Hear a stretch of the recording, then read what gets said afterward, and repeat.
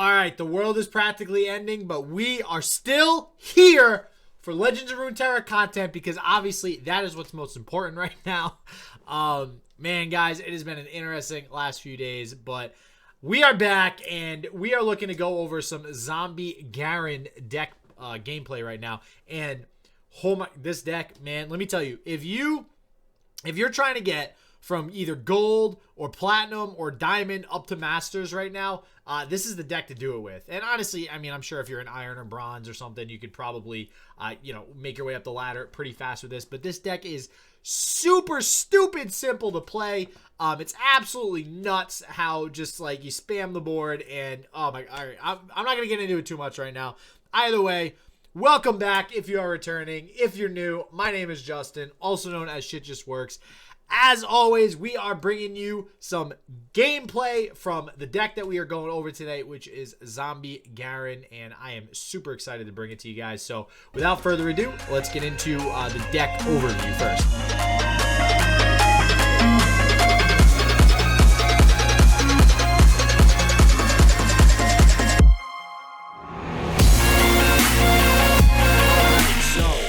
Zombie Garen, if you guys have not heard of this deck yet, it is relatively new. It's come out in the last couple of weeks or so, maybe even the last week. And essentially, it plays off of using the Allegiant effects with Demacia and just flooding the board. And this is by far and away a 100% mid-range deck. So with that said, with it being mid-range, it does absolutely murder aggro. I think in all the games I played something like 15 games. I won 13 out of them. One was a loss to aggro, and that was literally just like it was discard aggro. They had the perfect hand. Everything they discarded had a discard effect, and my hand was just complete crap. It was all high-cost stuff, so they flooded the board super fast, way before I could do anything. And the other was a control loss.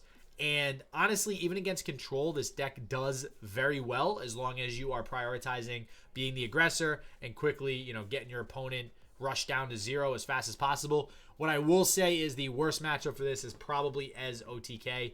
Very, very difficult to win against that. I think that's actually my other loss that I had in all the games that I've played. But otherwise, this deck is a amazing, perfect example of a mid-range deck. So, generally speaking, your strategy is going to be to flood the board as early and quickly as possible, and most importantly, curve out. You do have something to play here at every level of the curve, including one with Fleet Feather Tracker. Now, obviously, you're not always going to draw that, but very common first turn is going to be Fleet Feather, second turn, Bright Steel Protector. That right there is a very, very easy way to get one card up in advantage on your opponent, and it's just an insane combo. It's just so good. Honestly, even War Chefs as well. Fleet Feather into War Chefs. It's going to buff the Fleet Feather by 1, and you can usually take down a pretty costly unit for your opponent in comparison to Fleet Feather only costing 1. So either way, you usually get a pretty good trade on this. Beyond that, honestly, the only other strategy is play Vanguard Bannerman. This card is broke AF. This card in this deck, it's almost always going to get the Allegiance effect because you only got 3 Rekindler. That's literally the only cards that are going to, I think every time I've played Bannerman, I've yet to have Bannerman not work in 15 games. Like I said, I played about, I want to say it's 15 games. Never had Bannerman not work. And as long as you get Bannerman off, you're usually pretty good. You just got to watch out. If you're playing against Shadow Owls with a control deck, you got to watch out for Ruination, of course. But as long as you have a Rekindler in hand, Ruination is pretty easy to come back from. I do want to give a quick shout out to a few cards. I already mentioned War Chefs, which I love this card in like any Demacia deck. I was playing it with Lucian Senna at first too. It's very good with like quick attack cards as well. This card is just great. It honestly is very, very good. I think it got overlooked when it first came out and for much of the meta. Now it's really starting to come through and people are really starting to see the value in this card. Fiora is obviously an alternate win condition. I mean, really the only time I think I've gotten this off, or most of the times I've gotten it off, is against an aggro deck, because you can just keep blocking with the Fiora. They're almost never going to be able to remove it with all the barrier effects that you have in this deck, and she'll just inevitably get the 4 kills off that she's going to need. Vanguard Bannerman, again, is the whole point of this deck. It's absolutely amazing. You also have Detain, which is a very good card. Also, as a heads up, if you guys didn't know this, because I think this is a move that most people don't use with Detain, to save your own unit. if you are battling and you have a unit that's about to die and they target another unit to kill it, you can detain the unit that they're going to kill so that their target fizzles and it's not going to kill that unit. Your other unit still dies and then brings back, because the detain effect, the capture effect wears off, the other unit's going to come back. I feel like a lot of people don't use detain in that way, so it's just a nice little side note there if you guys are looking to use this card. Next up is Swiftwing Lancer. This card is absolutely redonkulous amazing. You're always going to get good value off this. I love the challenger effects in this deck. There's so many challenger cards. You can usually pick off almost anything your opponent has, especially with the barriers. Cithria the Bold is much better than I thought she would be. Very, very good to push during the late game. It also avoids your opponent blocking with chump blockers. And yeah, honestly, didn't think this card would see a lot of play when it first came out, but this is very good in this deck. So that's kind of it as far as this deck. I mean, this deck is super easy. There's not much to talk about. You're going to see, too, I'm going to go through a couple games real quick. Just a heads up, this video, these next couple of games, you're going to see them sped up quite a bit because, honestly, what you're supposed to do in certain situations with this deck, the gameplay is very, very, very easy, and the decisions that need to be made are usually pretty easy. And we'll go over that as we go through these games, and you'll see exactly why that is. 1 second. Before you see this deck absolutely wreck 2 control decks, don't forget to like this video. If you like the video, smash that like button. And do not forget to subscribe if you are new to the channel. Got tons of Legends of Runeterra content. This game is still in beta. Going hard on Legends of Runeterra. Love this game so far. Don't forget to subscribe. So, you see here, this is a Platinum matchup as well.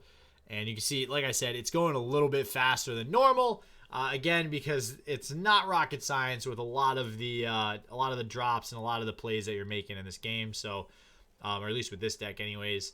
As you can see, we're on turn 2. Obviously, War Chefs here is going to be the pretty easy play.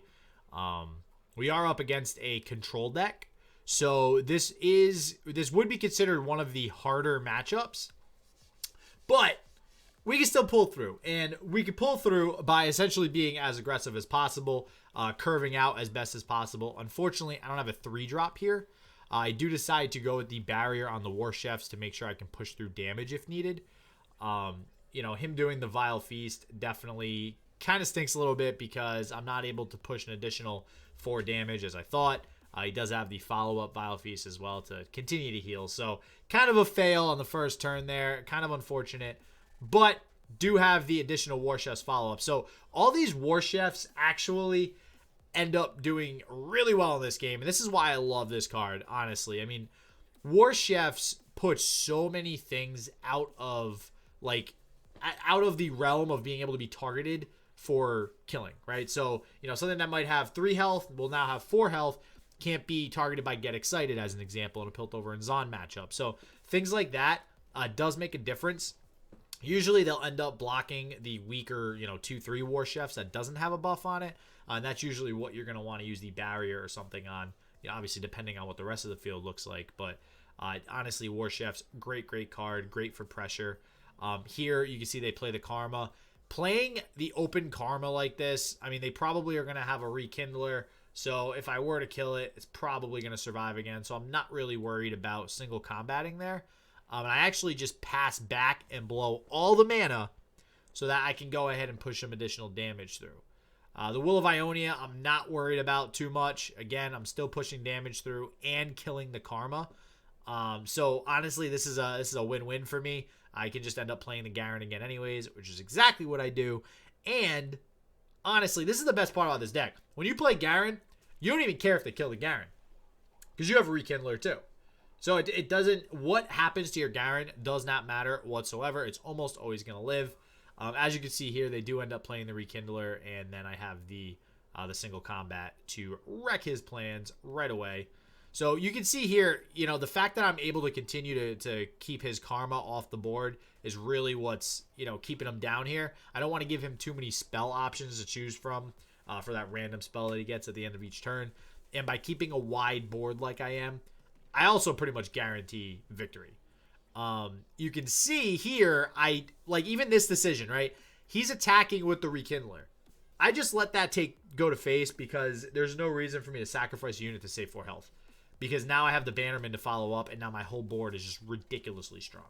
And this is a typical board. This is honestly a typical board for this deck. This is an insanely strong board. You got 3-3, 7-7, 3-3, 4-5. Like what? Like this, but this is normal. This is actually normal. And that's what's crazy about this deck. As long as you just keep plopping down units, plopping down followers, you're just going to have so much strength and so much of a board presence that your opponent cannot come back from it. And again, the only real concern is Ruination. Even She Who Wanders isn't that great against this deck because most of the time, by the time your units are on the board, they're going to have over 4 power.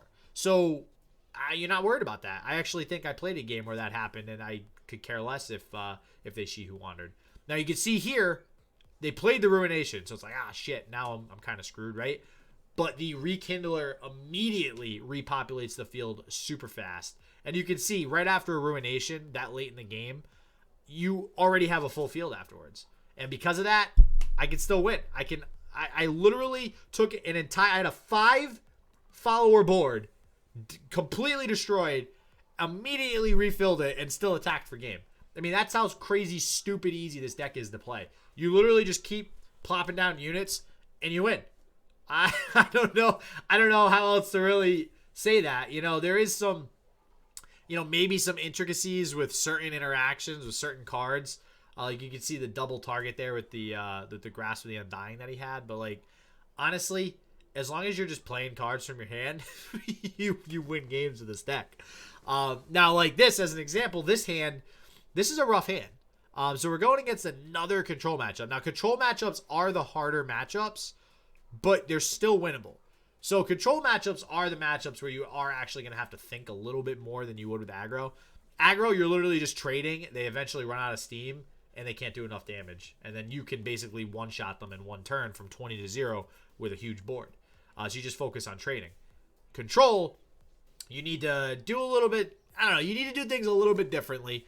You need to trade when you can trade. You need to push damage when you can push damage. Generally speaking, you're going to want to push damage as quickly as possible. But no matter what matchup you're in, you're going to want to go wide. You're always going to want to try to go wide no matter what.